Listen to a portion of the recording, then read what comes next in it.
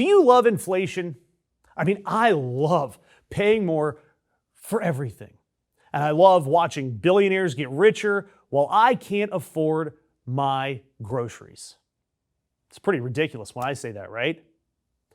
Well, listen to this. Are you concerned, Mr. President, about the latest inflation number which came out this morning? Could that be a headwind? No, I love it. The numbers were great. You know what I really love? I love the inflation. Yep, hours after his own Labor Department announced the worst inflation in 3 years, Donald Trump loves it. He's a billionaire, by the way. And here are the facts that he's going to try to bury. Inflation hit 4.2%, the fastest pace in 3 years. Gas, as we all know, jumped 7% in May alone after a 5.4% increase in April. And that's all after that 21% moonshot in March. Gas, total, up 40% on the year. Energy was more than 60% of the entire monthly increase, all of it tied to this stupid war with Iran and the Strait of Hormuz that is effectively closed for business. And yeah, by the way, real wages fell for the second straight month. Wage growth at a 5-year low. Everything is getting more expensive and you're making less money. Your paycheck is running a backwards foot race against your grocery bills. And you have to be clear about why this is happening. This didn't happen because of weather. It didn't happen because of OPEC. And this is not, God help us, the fault of Joe Biden. This is one man's war, a war he chose to start to distract you allegedly from the Epstein files, a war that he swears that he can end any day now. And week after week, he drags it out. And week after week is another week that you're donating to his regime at the pump. He's choosing this. He could literally pick up a phone and take 50 cents off a gallon off of your bill tomorrow.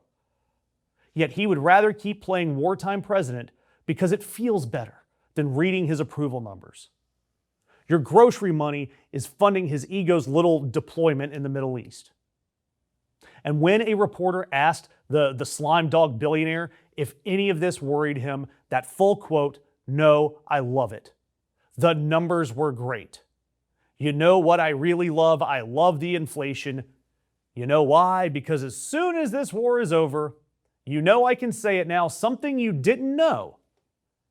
Did you know we've been taking out millions of barrels of oil?" You know what I really love? I love the inflation. You know why? Because as soon as this war is over, you know I can say it now, something you didn't know. Do you know we've been taking out millions of barrels of oil? Nobody knows it. You know who doesn't know about it? Iran, until right now. We took out the other night 22 ships, late at night with no lights, because they don't have any radar, because we blasted the crap out of it. We took out, that's why oil's $85 a barrel. I mean, you take a look. Yeah. Your president looking at families that are paying 40% more for gas and saying the numbers were great because we've been sneaking some oil out in a war that we never needed to start in the first place, and he could end at any moment. I'm overjoyed. I'm giddy. Aren't you? Are you thrilled that the man setting my gas prices is grading them like somebody else's homework? And this wasn't a one-time lapse. This wasn't a gaffe. He meant to say this. Because last month, I don't think about Americans' financial situation. One of the first times from him we got total honesty. He told you to your face that he doesn't think about you. Believe him when he says it.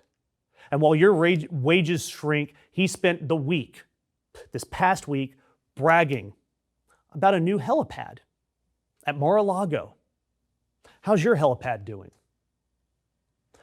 But what's truly scary about all of this is that a lot of people out there may not have even heard these numbers.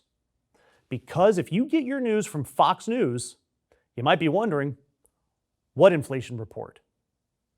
I went and checked foxnews.com myself on Wednesday, and I want to read you some of the stories that were on their front page way above the awful economic numbers.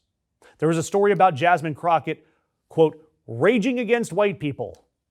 A township refusing to erase the words mom and dad from their code.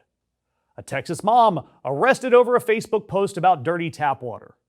You had a guy telling Congress the government knows about several alien species. Fast food owners revealing the side dish that they won't ever eat. And the Dallas Cowboys cheerleaders taking over Greece on a bikini birthday vacation. Aliens and cheerleaders ranked above the inflation report. And where did I actually find the story on the actual economy? Way, way down the page. Fourth story under this miniature business section. You know, for 4 years, inflation was the lead story every single night on that website and on that network. It was the boogeyman lurking in your wallet. And it was Biden's personal fault, including the parts that were set by OPEC and the effects of COVID.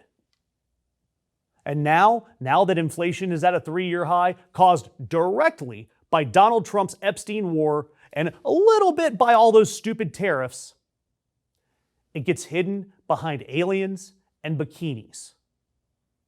Fox News hasn't stopped covering inflation because it stopped mattering. They stopped covering it because who is in charge and who is at fault.